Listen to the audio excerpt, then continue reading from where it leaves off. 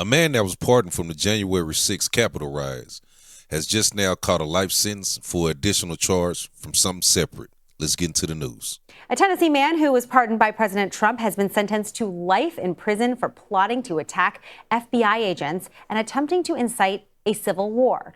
Edward Kelly was the fourth rioter to enter the Capitol on January 6th. He faced a separate investigation for targeting federal agents who were looking into his role in the Capitol attack. Now Kelly is set to spend the rest of his life behind bars. Why is it cool for them to pardon their people, but it's not cool for them to pardon ours? Or it comes with a price tag.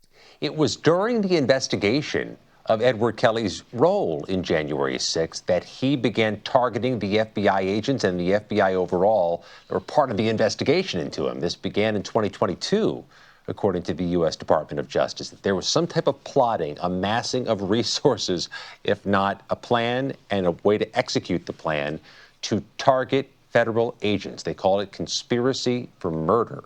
So Edward Kelly, who was pardoned on January 20th for his role in the U.S. Capitol insurrection, now faces a life prison term for what he did while under investigation. If they knew this shit about him before they pardoned him, why the fuck would you let him out knowing that he gonna do the shit again? Knowing that he had plans to do this anyway, and you had wind of it. You knew about it, and you still let him free. How many other people who were pardoned by the president have since faced new criminal investigations, Scott? Oh, there have been some, including one who was arrested just days later on a gun charge, and another, a Texas man, who was actually freed from prison because of the pardon, not just having his slate clear, but was actually released from the prison gates, who was later charged with child solicitation. That's what's happened so far. Justice Department officials gave during the Biden administration was that if there are pardons, these are people with a history of recidivism. And they letting these people free to commit more crimes.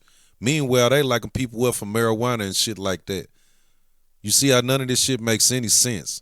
Well, anyway, tell me what you guys think. Please like, comment, and subscribe, and I'll see you guys back here in another video.